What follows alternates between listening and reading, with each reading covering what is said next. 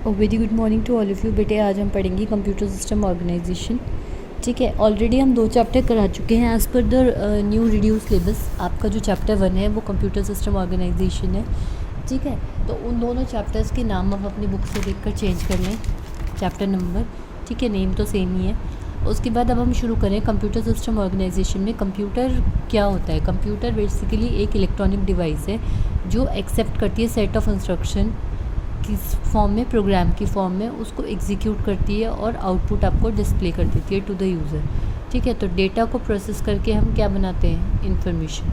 ठीक है, तो डेटा मतलब बेसिकली क्या होता है हमारा बेटे? रॉ डेटा होता है। जैसे कि आप भी ये देख रहे हो, ये डेटा जब तक इसको कोई आपने नेम नहीं दिया, रोल नंबर या मार्क्स में इसको डिफाइन नहीं करा, तब तक ये रॉ डेटा है। But when you have given it name, roll number और marks, it will become the information. ठीक है, तो जैसे अगर आप 106 शौर्य क्लास 11 लिख देते हो, सपोज ऐसे फिगर्स दे देते हो, फैक्ट्स फिगर्स दे देते हो, तो दिस इज़ रॉ डेटा। ठीक है, इसका कोई मीनिंग नहीं है। But if you make a sentence out of these raw facts, then it will become a meaningful information. ठीक है, तो डाटा को ऑर्गेनाइज करना या प्रोसेस करना, उसको यूज़फुल इन्फॉर्मेशन में बनाना, ठीक है, ये सब चीज़ें कौन कर रहा है? कंप्यूटर करता है। तो इन्फॉर्मेशन को हम कैसे डिफ़ाइन कर सकते हैं? जो भी कलेक्शन ऑफ डेटा है जो किसी पर्टिकुलर मैनर में ऑर्गेनाइज किया गया है या किसी जनरेट कर रहा है मीनिंगफुल या प्रोसेस डेटा को, उसको हम बोल देते हैं बेटा इन्फॉर्मेशन। जैसे आपने बोला Shaurya is a class 11 student with enrolment number 106। Shaurya class 11वीं का स्टूडेंट है जिसका एनरोलमेंट नंबर 106 है। So the raw facts you have given is now processed and converted into a useful information. ठीक है, तो कंप्यूटर किस फॉर्म में लेता है? डेटा की फॉर्म में करता है और जनरेट क्या करता है? आउटपुट इन्फॉर्मेशन की फॉर्म में, यानी कि उस चीज़ को कन्वर्ट करता है मीनिंगफुल डेटा की फॉर्म में। तो इस प्रोसेस को जो हमारा है कि कन्वर्ट करना डेटा को किसी मीनिंगफुल इन्फॉर्मेशन है, इसको हम बोलते हैं इंफॉर्मेशन प्रोसेसिंग साइकिल। क्या बोलते हैं इसको? इंफॉर्मेशन प्रोसेसिंग साइकिल, यानी कि प्रोसेसिंग ऑफ इंफॉर्मेशन होती है इसके अंदर। तो बेसिक कंपोनेंट्स क्या है कंप्यूटर सिस्टम के? कंप्यूटर देखो बेटे कॉम्बिनेशन है हार्डवेयर और सॉफ्टवेयर का। ठीक है, कंप्यूटर के अंदर 2 चीज़ें होती हैं। Computer is basically divided into 2, hardware and software. ठीक है, तो हार्डवेयर क्या होता है? जो फिज़िकल कंपोनेंट्स होते हैं, जैसे आपके मदरबोर्ड, मेमोरी हो गई, मॉनिटर हो गया, कीबोर्ड हो गया। ठीक है, जिनको हम टच कर सकते हैं। ठीक है, वो हमारे हो जाते हैं हार्डवेयर। और सॉफ्टवेयर क्या होते हैं? जो सेट ऑफ प्रोग्राम्स होते हैं जिससे हार्डवेयर को रन कराया जाता है, वो हमारे हो जाते हैं सॉफ्टवेयर। ठीक है, तो IPO cycle, input processing output cycle में क्या होता है? डेटा को हम एज इनपुट देते हैं, उसकी प्रोसेसिंग करते हैं और आउटपुट करके वो क्या बन जाती है? इन्फॉर्मेशन।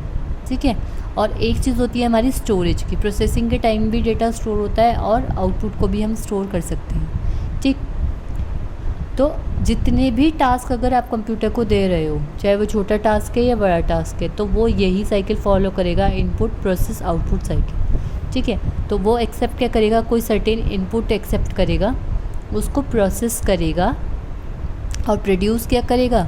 जो रिजल्टेंट आउटपुट है, डिज़ायर्ड आउटपुट है। ठीक है, तो मेमोरी में क्या होता है? डेटा होल्ड रहता है और इंस्ट्रक्शन होल्ड रहती है जब हम प्रोसेसिंग कर रहे होते हैं। ठीक है, तो जो बेसिक स्ट्रक्चर है हमारे कंप्यूटर का, उसको हम क्या बोल देते हैं? Von Neumann architecture. इसको भी हम पढ़ेंगे, वॉन न्यूमन आर्किटेक्चर क्या होता है। तो कंप्यूटर रिसीव करता है डेटा और इंस्ट्रक्शन इनपुट डिवाइसेस से, जो प्रोसेस करता है CPU और रिजल्ट करता है इंफॉर्मेशन में, जो हमें शो हो जाती है आउटपुट डिवाइसेस में।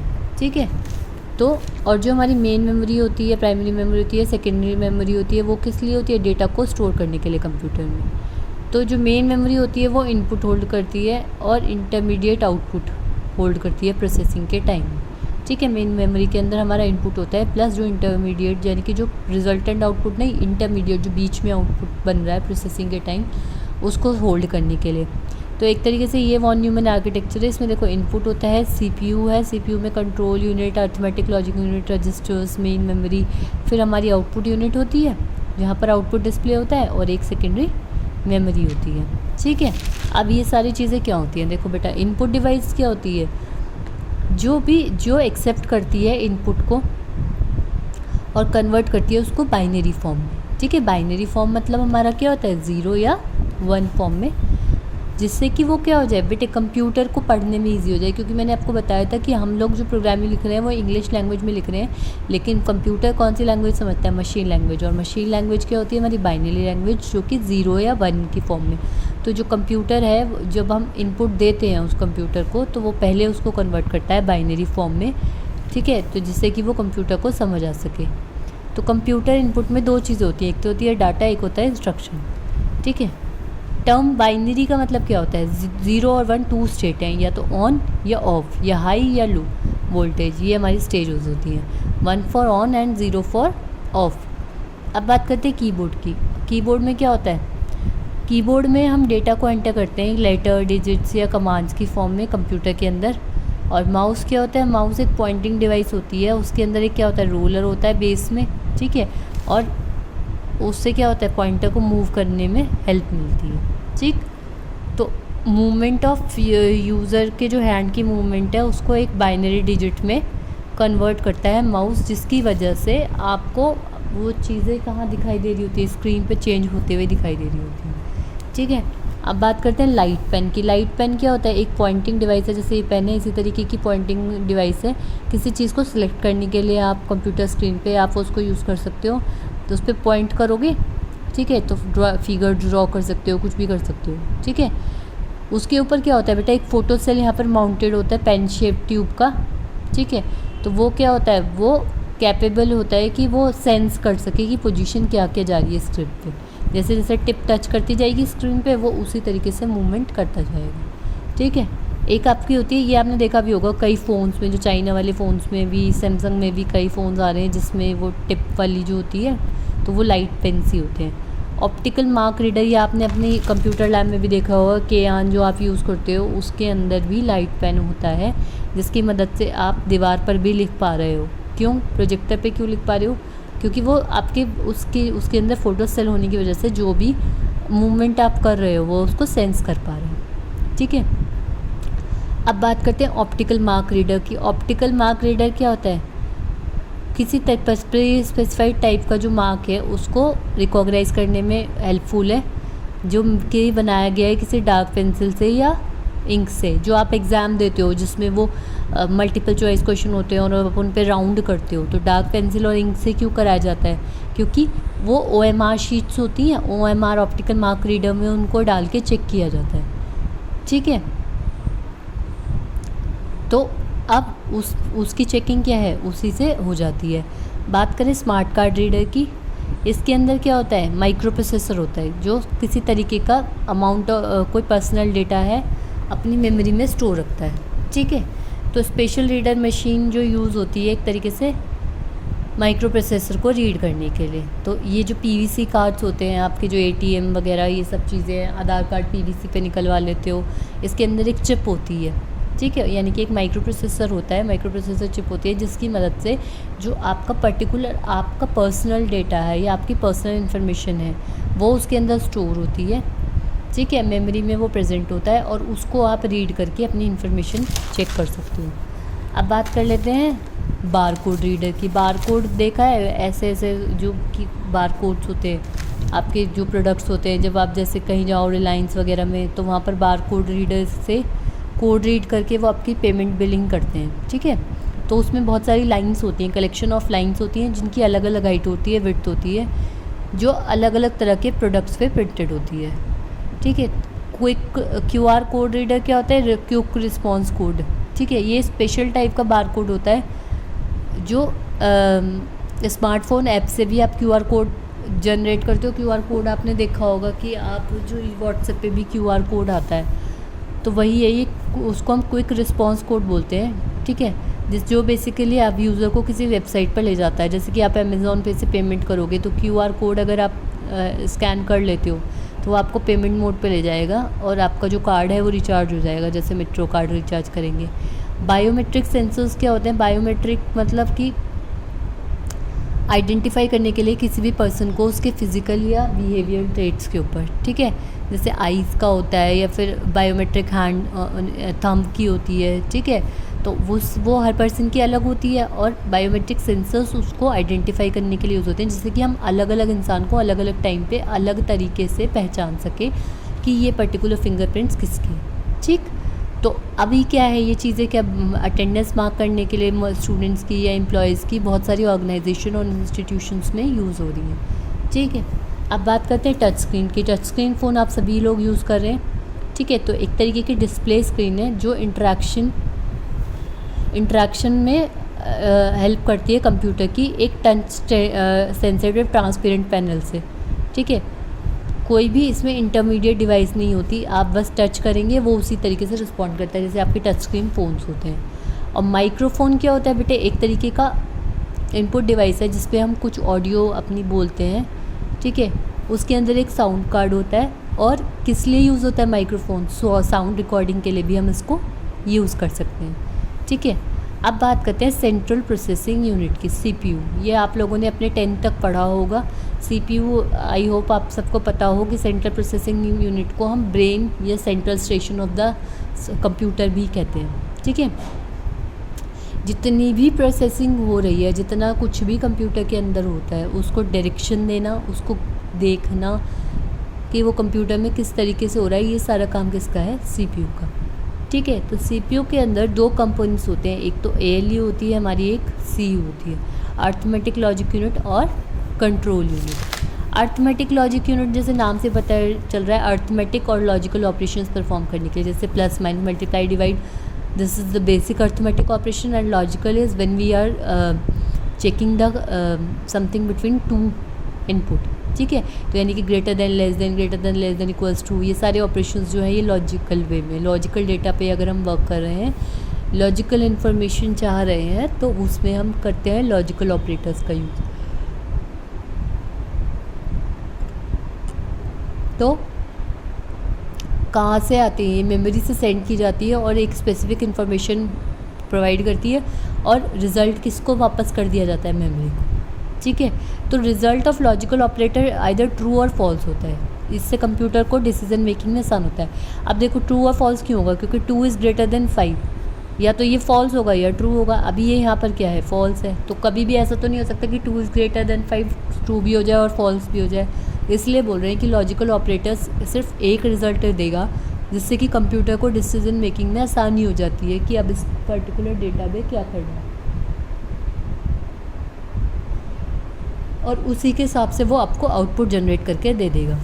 ठीक है, बात करते हैं कंट्रोल यूनिट की। कंट्रोल करता है flow of data input device से मेमोरी पे और मेमोरी से आउटपुट डिवाइस पे। ठीक है, तो कंट्रोलिंग ऑफ डेटा करता है, कंट्रोल और गाइड करता है इंटरप्रिटेशन, कैसे उसका फ्लो हो रहा है, कैसे मैनिपुलेशन होगा डेटा या इन्फॉर्मेशन का, उन सब चीज़ों की कंट्रोलिंग कौन करता है, कंट्रोल यूनिट। ठीक है, अब रजिस्टर्स की बात करते हैं। ये हाई स्पीड मेमोरी या टेम्परेरी स्टोरेज एरिया है जो कि कहाँ पर होता है, सीपीयू रजिस्टर्स में। तो ये रजिस्टर्स किसके ऊपर वर्क करते हैं, जो आप इंस्ट्रक्शन देती हैं, जो आपकी कंट्रोल यूनिट उसको इंस्ट्रक्शन देती है, उसके अकॉर्डिंग ये वर्क करते हैं। ठीक है, और इसमें क्या होता है, डेटा को डेटा और जो इंस्ट्रक्शंस आप स्टोर जो इंस्ट्रक्शन है किसी भी ऑपरेशन को परफॉर्म करने के लिए रजिस्टर्स में उनकी रिक्वायरमेंट होती है। ठीक है, तो जो कंट्रोल यूनिट हमारी स्टोरिंग इंस्ट्रक्शंस या डेटा को स्टोर किए हुआ है, उसको रिक्वायरमेंट होती है जब हम कोई भी इंफॉर्मेशन या ऑपरेशन परफॉर्म कर रहे होते हैं। बात करते हैं बेटे मेमोरी यूनिट की। एक स्टोरेज यूनिट की तरह यूज़ होता है प्रोग्राम के लिए भी और डेटा के लिए भी। तो मेमोरी हमारी क्या हो सकती है, प्राइमरी भी हो सकती है और सेकेंडरी भी हो सकती है। किस पे डिपेंडेंट होता है कि प्राइमरी होगी या सेकेंडरी, डिपेंडिंग अपॉन कि उसकी कंप्यूटर सिस्टम में लोकेशन क्या है। ठीक है, तो मेन और जो हमारी प्राइमरी मेमोरी होती है वो स्टोर करती है इन्फॉर्मेशन, यानी कि डेटा और इंस्ट्रक्शंस को स्टोर करती है। तो मेन मेमोरी हमारी दो में डिवाइड है, रैम और रोम। रैंडम एक्सेस मेमोरी यानी कि रीड या राइट ओनली मेमोरी, क्योंकि यहाँ पर हम रीडिंग और राइटिंग दोनों उसी लोकेशन पे कर सकते हैं रैम के साथ। ये किस लिए यूज़ होता है, प्राइमरी स्टोरेज के लिए कंप्यूटर्स में। ठीक है, जिससे कि जो हमारी एक्टिव इन्फॉर्मेशन है डेटा और इंस्ट्रक्शन की, उनको होल्ड कर सके रैम। ठीक है, यानी कि रैम के अंदर रीडिंग और राइटिंग दोनों हो सकती हैं। ये आपको 10th तक भी पढ़ाया गया होगा। ठीक, अब बात कर लेते हैं रोम की। नाम से ही पता चल रहा है रीड ओनली मेमोरी, सिर्फ रीड ऑपरेशन परफॉर्म कर सकते हो, ठीक है। तो रीड ओनली मेमोरी में क्या है, डाटा इंस्ट्रक्शन कहाँ पर होते हैं, रोम में। अब वो रोम में कब होते हैं बेटे, जैसे आप जब मैन्युफैक्चरिंग करते हो ना उस टाइम, जैसे अब मशीन होती है, वॉशिंग मशीन आपने देखी है, अब उसको कैसे पता चल रहा है कि यार 5 पे जाना है तो 5 पे मुझे इस तरीके से वो इतनी स्पिन देनी है, या 10 पे हम कर रहे हैं तो स्पिन नंबर ऑफ़ स्पिन्स बढ़ जानी चाहिए, या हमारा जो है ड्रेन आउट हो जाए वाटर, बिकॉज उसके अंदर ऑलरेडी एक चिप है, उसके अंदर एक रीड ओनली मेमोरी है जो प्लेस की गई है जब उसको मैन्युफैक्चरिंग की गई थी, जब उसको बनाया गया है, और उसको हम चेंज नहीं कर सकते, ठीक है। रोम जो है कंपैरेटिवली स्लोअर होती है रैम से, ठीक है, और जो कुछ एसेंशियल इंस्ट्रक्शंस होती हैं, ठीक है, वो उसके अंदर स्टोर होती हैं। तो ये बेसिकली किस लिए है कि बेसिक हार्डवेयर कंपोनेंट जैसे बूटिंग या प्रोसीजर क्या है लोड करने का ऑपरेटिंग सिस्टम को, या फ्रीक्वेंटली क्या क्या फंक्शंस रिक्वायर्ड है, इन सब चीज़ें के लिए रोम होती है, ठीक है। लेकिन रोम की एक डिसएडवांटेज क्या है कि रोम जो है कंपैरेटिवली स्लो होती है रैम से, ठीक है। तो जो मेन इंस्ट्रक्शंस हैं उनको स्टोर करने के लिए हम रोम का यूज़ करते हैं, ठीक है। अब बात करते हैं कैशे मेमोरी की। कैशे मेमोरी बहुत छोटी सी मेमोरी होती है, प्राइमरी मेमोरी से फास्टर होती है। इसके अंदर बेटे क्या है, जब सीपीयू को कोई डेटा चाहिए होता है जो रैम में होता है, ठीक है, तो रैम से बार बार अगर वो रिक्वेस्ट भेजता है कंप्यूटर हमारा, तो उसको डेटा को फेच करने में, उस डेटा को वहाँ से उठाने में बहुत टाइम लग जाता है, ठीक है। तो जो मेन डेटा है हमारा, जो बार बार रिक्वायरमेंट पड़ रही है, वो उस चीज़ को हम कहाँ स्टोर कर लेते हैं, कैशे मेमोरी, ठीक है। तो अगर सीपीयू को कोई सर्टेन डेटा की रिक्वायरमेंट है जो रैम में प्रेजेंट है, तो वो पहले कैशे में चेक करेगा, ठीक है। तो जो रिसेंटली स्टोर्ड वैल्यूज़ हैं वो आपकी कैशे में आएंगी। अब उसे कैशे में देखा, वो जो वैल्यू से रिक्वायर्ड थी वो कैशे में मिल गई, तो उसका टाइम सेविंग हो गया, ठीक है।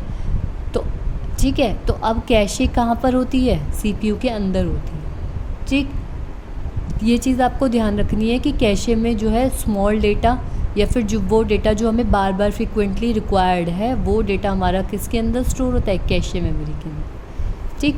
अब बात करते हैं यूनिट्स की। मेमोरी में यूनिट्स होती हैं, ठीक है। तो बेसिक जो एलिमेंट्री यूनिट है मेमोरी की वो क्या है, बिट है। तो बिट क्या होती है, एक बाइनरी डिजिट है जो कि 0 भी हो सकती है और 1 भी हो सकती है। अब ये चीज़ आपको याद रखनी है कि 1 बिट में बाइनरी डिजिट 1 बिट होती है, 8 बिट का क्या बनता है, 1 बाइट, ठीक है। और 1024 बाइट का क्या बनता है, 1 KB। 1024 KB का क्या बनता है, MB। 1024 MB का GB, ठीक है। इस तरीके से आपको ये पूरी टेबल याद रखनी पड़ेगी। इसको सभी बच्चे अच्छे से याद करें, अपनी कॉपी में बनाएं, ठीक है। बहुत इजी है, 1024 ही होना है, बस मेन चीज़ें आपको ये चीज़ याद रखनी है, और किस में कितना क्या होता है, ठीक। अब आउटपुट डिवाइस की बात करें। आउटपुट डिवाइस जो हमारे कंप्यूटर से अटैच होती है, जो हमें आउटपुट जो हमारा जनरेट होता है, प्रोड्यूस होता है, उसको ह्यूमन रीडेबल फॉर्म में लाने के लिए हम यूज़ करते हैं आउटपुट यूनिट का। जैसे हमारी होती है, बहुत सारी हैं, ठीक है। विजुअल डिस्प्ले यूनिट या मॉनिटर होता है, मॉनिटर पे आपको डिस्प्ले हो जाता है आउटपुट। कंप्यूटर जो प्रोसेस करता है इन्फॉर्मेशन का, उसका आउटपुट आपको मॉनिटर पे दिख जाता है, ठीक है। जैसे कि टेलीविज़न स्क्रीन पे दिख जाता है, तो उसको हम बोल देते हैं विजुअल डिस्प्ले यूनिट, ठीक है। और LCDs के कौन सी होती है, जो स्मॉल और छोटी होती हैं, लाइटर होती हैं वेट में, ठीक है, कैथोड रे ट्यूब मॉनिटर से। और जैसे कि हमारी लैपटॉप, आर्मटॉम्स में जो, या जो भी पोर्टेबल डिवाइसेस है, उसमें हम क्या यूज़ करते हैं, LCD स्क्रीन। प्रिंटर्स आपको पता ही है, जो हार्ड कॉपीज़ निकालने के लिए यूज़ होते हैं। 2 तरीके के प्रिंटर्स होते हैं, एक इम्पैक्ट प्रिंटर, एक नॉन इम्पैक्ट प्रिंटर। इसका मैकेनिकल कॉन्टैक्ट होता है हेड का, जो प्रिंटर का हेड है उसका पेपर के साथ कॉन्टैक्ट होता है, जबकि नॉन इम्पैक्ट में वो दोनों कॉन्टैक्ट में नहीं होते, कोई मैकेनिकली कोई कॉन्टैक्ट नहीं होता नॉन इम्पैक्ट प्रिंटर में, ठीक है।